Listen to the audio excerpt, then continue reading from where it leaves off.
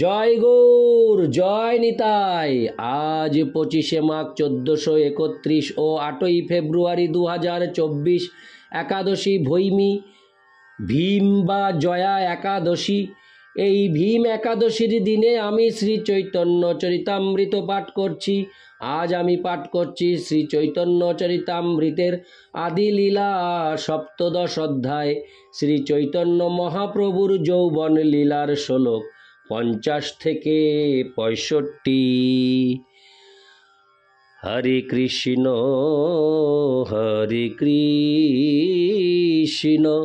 কৃষ্ণ কৃষ্ণ হরে হরে, হরে রাম রাম রাম হরে হরে। শ্লোক 50। এত শুনি মহাপ্রভুর হইল ক্রুদ্ধ মন, ক্রোধাবেশে বলে তারে তর্জন বচন। শ্লোকার্থ: সেই কথা শুনে শ্রী চৈতন্য মহাপ্রভু অত্যন্ত ক্রুদ্ধ হলেন এবং ক্রোধাবেশে তাকে তিরস্কার করে বললেন। ইতি শ্লোক 50। শ্লোক 51। আরে পাপী ভক্ত দেশী, তোরে না উদ্ধারিমু। হরে কৃষ্ণ। শ্লোক 51। আরে পাপী ভক্ত দেশী, তোরে না উদ্ধারিমু। কোটি জন্ম এই মতে কিড়ায় খাওয়াইমু। শ্লোকার্থ: ওরে পাপী ভক্ত দেশী, আমি তোকে উদ্ধার করব না। পক্ষান্তরে কোটি জন্ম ধরে আমি তোকে এইভাবেই কীট দিয়ে খাওয়াবো। তাৎপর্য: আমাদের বুঝতে হবে যে রোগ শোক আদি যত দুঃখ দুর্দশা তা সবই হচ্ছে আমাদের পূর্বকৃত পাপ কর্মের ফল। সমস্ত পাপের মধ্যে মাৎসর্যবশত শুদ্ধ বৈষ্ণবের বিরুদ্ধাচরণ হচ্ছে সবচাইতে গর্হিত পাপ। শ্রী চৈতন্য মহাপ্রভু চেয়েছিলেন যে গোপাল চাপাল যেন তার দুঃখ দুর্দশার কারণ হৃদয়ঙ্গম করতে পারে। যে মানুষ ভগবানের নামের প্রচারকারী শুদ্ধ ভক্তের বিরুদ্ধাচরণ করে, ভগবান তাকে গোপাল চাপালের মতো দণ্ড দেন। এটিই হচ্ছে শ্রী চৈতন্য মহাপ্রভুর শিক্ষা। পরবর্তী পরিচ্ছেদগুলিতে আমরা দেখতে পাব শুদ্ধ ভক্তের চরণে অপরাধী মানুষ যতক্ষণ পর্যন্ত না তার অপরাধ সম্বন্ধে সম্পূর্ণভাবে অনুতপ্ত হয় এবং তা সংশোধন করে, ততক্ষণ পর্যন্ত সে শ্রী চৈতন্য মহাপ্রভুর কৃপা লাভ করতে পারে না। ইতি শ্লোক 51। শ্লোক 52। শ্রীবাসে করাইলি তুই ভবানী পূজন, কোটি জন্ম হবে তোর রৌরবে পতন। শ্লোকার্থ: তুই শ্রীবাসকে ভবানী পূজক সাজাবার চেষ্টা করেছিলি, সেই পাপে তোর কোটি জন্ম রৌরবে পতন হবে। তাৎপর্য: মাংসাহার ও মদ্যপানের আশায় বহুতান্ত্রিক শ্মশানে ভবানী পূজা করে। এই সমস্ত মূর্খরা মনে করে যে ভবানী পুজো করা এবং শুদ্ধ ভক্তি সহকারে ভগবানের আরাধনা করা একই ব্যাপার। শ্রী চৈতন্য মহাপ্রভু তথাকথিত সমস্ত স্বামী ও যোগীদের জঘন্য তান্ত্রিক কার্যকলাপগুলির নিন্দা করেছেন। তিনি ঘোষণা করেছেন যে মদ্যপান ও মাংসাহার করে যে ভবানী পুজো করা হয় তার ফলে মানুষ নরকগামী হয়। সেই পূজার পদ্ধতিটি নারকীয় এবং তার ফলও নারকীয়। কিছু মূর্খ লোক বলে যে পথই গ্রহণ হরে কৃষ্ণ কিছু মূর্খ লোক বলে যে পথই গ্রহণ করুক না কেন, চরমে তা একই লক্ষ্যে উপনীত হবে এবং সেই চরম লক্ষ্য হচ্ছে ব্রহ্ম। অথচ এখানে আমরা দেখতে পাচ্ছি এই ধরনের মানুষেরা কিভাবে ব্রহ্মত্ব প্রাপ্ত হয়। ব্রহ্ম সর্বব্যাপ্ত, কিন্তু বিভিন্নভাবে ব্রহ্ম উপলব্ধির প্রচেষ্টা বিভিন্ন ফল প্রসব করে। ভগবদ গীতায় 4:11 ভগবান বলেছেন যে যথা মাং প্রপদ্যন্তে তাং তথৈব ভজাম্যহম। যে যেভাবে আমার শরণাগত হয় সেভাবেই আমি তাদের ফল প্রদান করে থাকি। মায়াবাদীরা অবশ্যই কোনো বিশেষ বিশেষভাবে ব্রহ্মকে উপলব্ধি করে, কিন্তু মদ মেয়ে মানুষ ও মাংসরূপে ব্রহ্ম উপলব্ধি আর কীর্তন নর্তন ভগবৎ প্রসাদ সেবনের মাধ্যমে ভগবদ ভক্তের ব্রহ্ম উপলব্ধি এক নয়। অল্পজ্ঞ মায়াবাদীরা মনে করে যে সব রকমের ব্রহ্ম উপলব্ধি এক এবং তাতে কোনো রকম বৈচিত্র্য নেই, কিন্তু কৃষ্ণ সর্বব্যাপ্ত হলেও তার অচিন্ত শক্তির প্রভাবে তিনি সর্বত্র বিরাজমান নন। হরে কৃষ্ণ, সর্বত্র বিরাজমান নন। এভাবেই তান্ত্রিকদের ব্রহ্ম উপলব্ধি এবং শুদ্ধ ভক্তের ব্রহ্ম উপলব্ধি এক নয়। ব্রহ্ম উপলব্ধির সর্বোচ্চ স্তর কৃষ্ণ ভাবনায় উন্নীত না হলে মায়ার কবলে তাকে দণ্ডভোগ করতেই হয়। কৃষ্ণ ভক্ত ছাড়া অন্য সকলেই স্বল্প বা অধিক মাত্রায় পাষণ্ডী বা আসরিক, এবং তাই তারা পরমেশ্বর ভগবানের হাতে দণ্ডনীয়। সেই কথা পরবর্তী শ্লোকে মহাপ্রভু বলেছেন। ইতি শ্লোক 52, শ্লোক 53। পাষণ্ডী সংহারিতে মোর এই অবতার, পাষণ্ডী সংহারি ভক্তি করিমু প্রচার। শ্লোকার্থ: পাষণ্ডী সংহার করার জন্য আমার এই অবতার, এবং পাষণ্ডী সংহার করে আমি ভগবদ ভক্তি প্রচার করব। তাৎপর্য: শ্রীচৈতন্য মহাপ্রভুর প্রচার ও ভগবান শ্রীকৃষ্ণের প্রচারের মধ্যে কোনো পার্থক্য নেই। ভগবদ্গীতায় 4:7-8। হরে কৃষ্ণ, 4:7-8 শ্রীকৃষ্ণ বলেছেন, যদা যদা হি ধর্মস্য গ্লানির্ভবতি ভারত অভ্যুত্থানম ধর্মস্য তদাত্মানাং সৃজাম্যহম পরিত্রাণায় সাধূনাং বিনাশায় চ দুষ্কৃতাম ধর্ম সংস্থাপনার্থায় সম্ভবামি যুগে যুগে।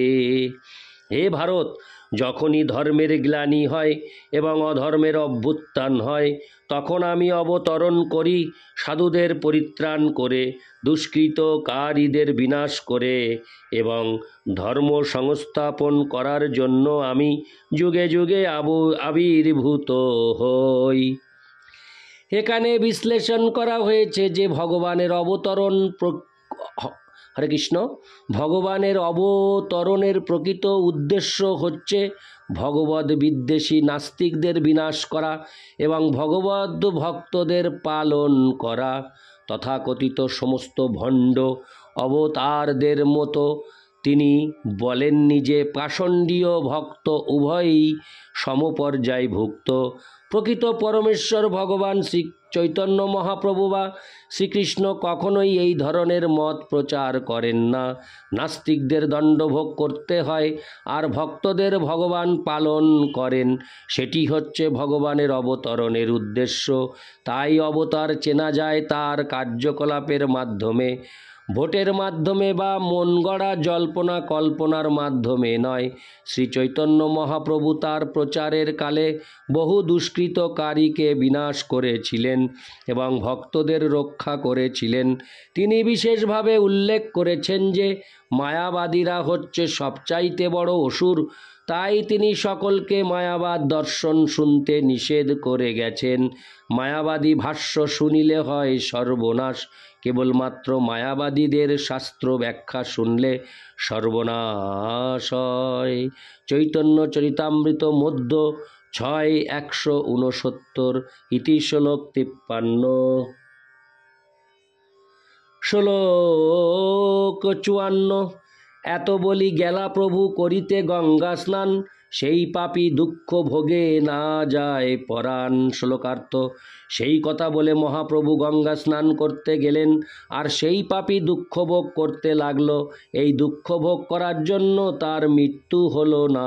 তাৎপর্য: এখানে আমরা দেখতে পাচ্ছি যে বৈষ্ণব অপরাধী দণ্ড ভোগ করে এবং সেই দণ্ড ভোগ করার জন্য তার মৃত্যু হয় না। আমরা এক মহাবৈষ্ণব অপরাধীকে দেখেছি, সে এত কষ্ট পাচ্ছে যে নড়তে পর্যন্ত পারে না, কিন্তু তার মৃত্যু হচ্ছে না। ইতি শ্লোক 54। শ্লোক 55-56। সন্ন্যাস করিয়া যবে প্রভু নীলাচলে গেলা, তথা হইতে যবে কুলিয়া গ্রামে আইলা, তবে সেই পাপী প্রভুর লইল চরণ, হিত উপদেশ কইল হইয়া করুণ। হরে কৃষ্ণ। শ্লোকার্থ। সন্ন্যাস গ্রহণ করে শ্রী চৈতন্য মহাপ্রভু নীলাচলে চলে গেলেন। তারপর সেখান থেকে তিনি যখন কুলিয়া গ্রামে এলেন, তখন সেই পাপী মহাপ্রভুর শরণ নিল। তখন কৃপা পরবশ হয়ে মহাপ্রভু তাকে হিত উপদেশ দিলেন। তাৎপর্য: শিল ভক্তি সিদ্ধান্ত সরস্বতী ঠাকুর তার অনুভাষ্যে কুলিয়া গ্রাম সম্বন্ধে বলেছেন, কুলিয়া গ্রাম হচ্ছে বর্তমান নবদ্বীপ শহর।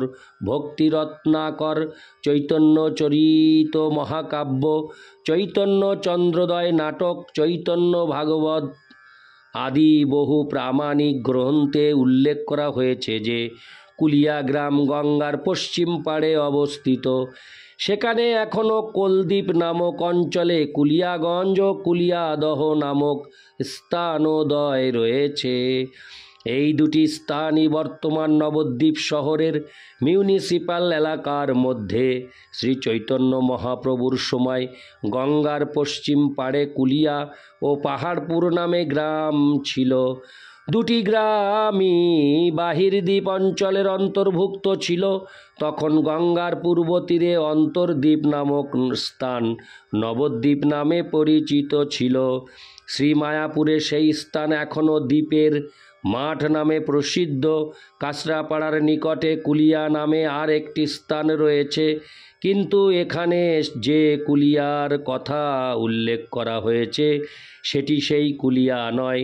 তা অপরাধ ভঞ্জন পাঠ বা যেখানে অপরাধ মোচন হয়েছিল সেই স্থান নয়, কেননা তা হয়েছিল গঙ্গার পশ্চিম তটে কুলিয়া নামক স্থানে। ব্যবসার খাতিরে বহু ভগবদ বিদ্বেষী মানুষ প্রকৃত স্থানটির খনন কার্যে বাধা দেয় এবং কখনো কখনো তারা অপ্রামাণিক স্থানগুলিকে প্রামাণিক বলে প্রচার করে। ইতি শ্লোক। হরে কৃষ্ণ। 55 থেকে 56। শ্লোক 57 থেকে 58। শিবাস পণ্ডিতের স্থানে আছে অপরাধ, তথা যাহ তেহ যদি করেন প্রসাদ, তবে তোর হবে এই পাপ বিমোচন, যদি পুনঃ ওইছে নাহি কর আচরণ। শ্লোকার্থ। মহাপ্রভু বললেন, তুমি শিবাস ঠাকুরের শ্রীপাদ পদ্মে অপরাধ করেছ। তার কাছে গিয়ে যদি তুমি ক্ষমা ভিক্ষা করো এবং তিনি যদি তোমাকে আশীর্বাদ করেন এবং ভবিষ্যতে যদি তুমি আর কখনো ওই রকম পাপ আচরণ না করো, তাহলে তোমার এই পাপ মোচন হবে। ইতি শ্লোক 57 থেকে 58। শ্লোক 59। তবে বিপ্র লইল আসি শিবাস চরণ, তাহার কৃপায় হইল পাপ বিমোচন। শ্লোকার্থ। তখন সেই ব্রাহ্মণ গোপাল চাপাল শিবাস ঠাকুরের শ্রীপাদ পদ্মে শরণাগত হলো এবং শিবাস ঠাকুরের কৃপায় তার পাপ বিমোচন হলো। ইতি শ্লোক 59। শ্লোক 60। আর এক বিপ্র আইল কীর্তন দেখিতে, দ্বারে কপাট না পাইল ভিতরে যাইতে। শ্লোকার্থ।